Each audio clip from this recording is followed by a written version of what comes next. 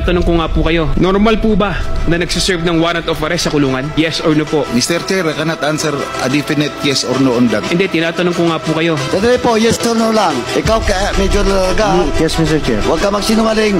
Yes or no? I am not going to ask any more explanation. Sagutin niyo lang ako ng yes or no. Normal ba na gamitin yung 125 million in 11 days? Mr. Chair, that would Yes or no?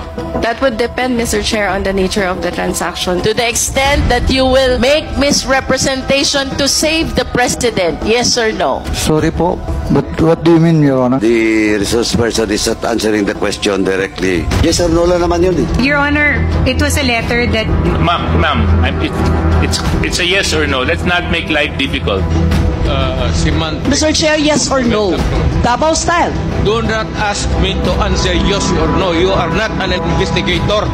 Do not ask me to answer yes or no. You are not an investigator.